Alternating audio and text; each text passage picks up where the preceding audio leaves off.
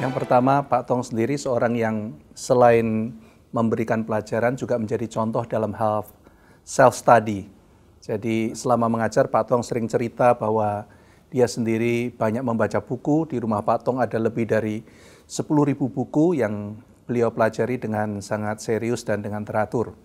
Dan kita melihat hasilnya ketika Pak Tong mengajar, kita mahasiswa seringkali diajak melihat lepas dari satu perspektif. Bisa dari kacamata teologi, bisa dari kacamata filsafat, dari perspektif psikologi, mungkin komunikasi, arsitektur, musik, dan sebagainya. Dan itu sangat menyentuh kita bahwa belajar tidak hanya di kelas, tapi juga bagaimana kita menjadi seorang pelajar seumur hidup.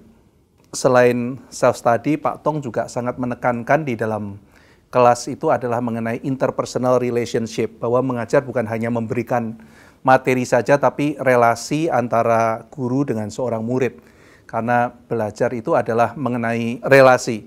Ambil contoh ketika berkhotbah, Pak Tong selalu mengajarkan bahwa orang yang mendengarkan khotbah itu bukan hanya menonton. Demikian kita di kelas juga dengan guru bukan hanya sebagai penonton, tetapi orang harus menyadari bahwa dia berhadapan dengan seorang guru, yaitu seorang pribadi. Maka kalau kita terapkan dalam khotbah, kita juga harus membuat pendengar itu berhadapan dengan Tuhan. Jadi bukan hanya sekedar mendengarkan seperti menonton televisi. Jadi itu juga sangat penting mengenai interpersonal relationship. Berikutnya, saya masih teringat Pak Tong ketika mengajar di kelas, dia seringkali memberikan banyak tugas yang memacu kita belajar. Saya masih ingat satu ketika diberikan tugas, tuliskan dalam sepanjang kitab suci kira-kira nama-nama Yesus ada apa saja, sebutan untuk Yesus apa saja. Kita bikin, minggu depan dikumpul, lalu dinilai. Lalu diberikan tugas lagi, kita bikin, lalu kita kumpulkan, Pak Tong nggak nilai. Lalu kemudian ada tugas lagi, kita bikin, kita kumpulkan, nggak dinilai lagi. Maka berikutnya, minggu depannya, ketika Pak Tong memberikan tugas lagi, saya tidak mengerjakan. Karena pikir, buat apa sudah 2 kali tidak dinilai. Tetapi ternyata yang kali ketiga ini, Pak Tong tanya, kenapa kalian tidak bikin? Ternyata murid-murid sepakat, ya karena kita tidak dinilai. Lalu Pak Tong marah gitu. Kamu harus kumpulkan, kamu tidak bertanggung jawab, kan itu tugas kuliah. Gitu. Lalu kita mungkin bertanya-tanya kan, kenapa harus kumpulkan toh tidak dinilai? Dan Pak Tong pasti sudah mengetahui cara berpikir kita. Lalu Pak Tong mengatakan, tugas-tugas itu penting untuk kalian. Jadi kalau kalian belajar untuk nilai atau belajar untuk mempersiapkan diri kalian suatu hari menjadi seorang hamba Tuhan. Nah, di situ kita diingatkan sekali lagi ketika kita belajar, bukan endingnya hanya nilai, tetapi bagaimana mempersiapkan kita untuk lebih baik lagi di kemudian hari. Pak Stephen Tong sudah punya beban cukup panjang. Saya pernah ketemu dengan seorang tokoh pendidik di Indonesia juga. Dia bercerita, Pak Tong sudah pernah menceritakan punya beban untuk mendirikan sekolah bahkan 20 tahun sebelum sekolah Kristen Calvin itu berdiri. Jadi ketika saya mendengar itu, ini beban yang cukup panjang. Tetapi mungkin untuk sampai ke situ, Pak Tong perlu mempersiapkan banyak hal. Misalnya, beliau perlu ada sebuah gereja yang nantinya akan menunjang visi daripada sekolah. Beliau perlu mempersiapkan orang-orang yang memahami teologi dengan benar dan juga kemudian mempunyai visi yang baik. Maka itu sebabnya Pak Tong mesti tunggu beberapa saat sampai akhirnya tiba waktunya ketika gereja sudah siap, ada orang-orang yang menggumulkan pentingnya teologi reform bagi sebuah sekolah, maka baru Pak Tong memulainya. Sehingga itu bukan sesuatu yang sembarangan, bukan sesuatu yang instan, tapi beliau sudah persiapkan dengan matang.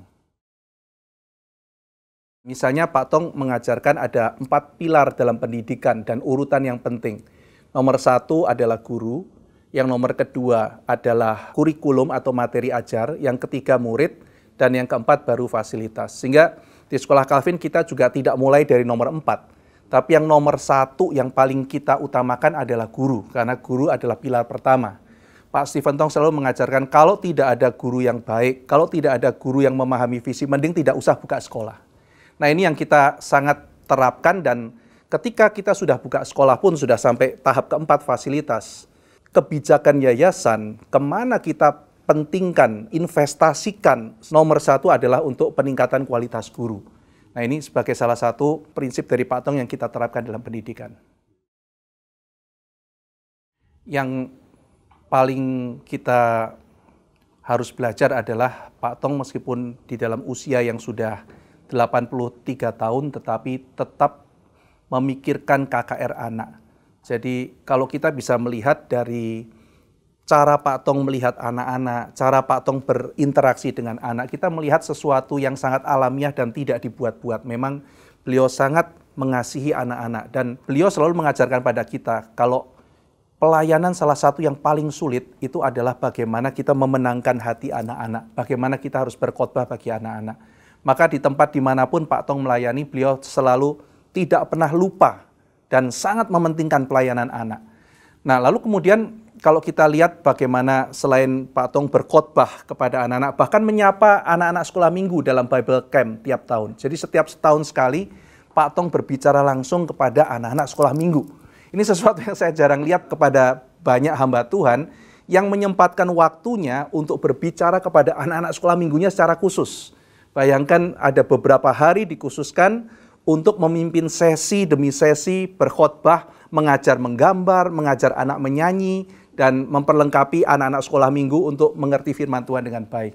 Nah, selain itu juga KKR remaja, KKR pemuda itu menjadi bagian dari pelayanan Pak Tong. Khususnya kalau kita melihat Pak Tong matanya akan sangat berbinar kalau melihat ada seorang pemuda yang punya potensi.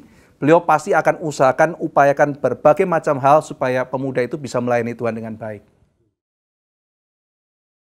Orang pintar itu banyak, tetapi kalau kita melihat teladan Kristus sendiri, Kristus adalah seorang juru selamat yang bukan hanya bijak, tetapi Kristus adalah Tuhan yang berkorban bagi kita karena cinta kasih-Nya.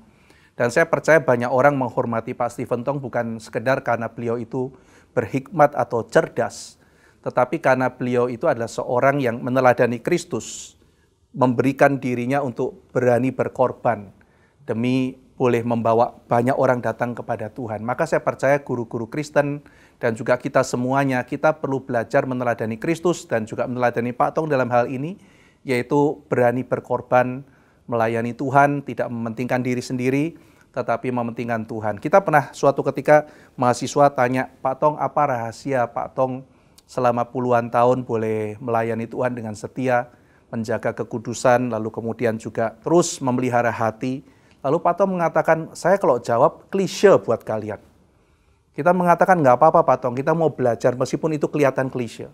Lalu Pak Tong menjawab, rahasianya adalah saya ingin menyenangkan hati Tuhan. Saya takut membuat Tuhan sedih. Saya setiap bangun tidur sampai kemudian tidur lagi, dalam pikiran saya cuma satu, saya kepingin menyenangkan hati Tuhan. Dan saya kira itu sesuatu hal yang sangat penting di dalam pendidikan juga. Kita bukan sekedar melayani karena tuntutan profesi atau bahkan karena ketakutan kita, wah nanti saya kurang baik mengajar dan sebagainya. Tetapi kita melayani Tuhan karena kita ingin menyenangkan Tuhan.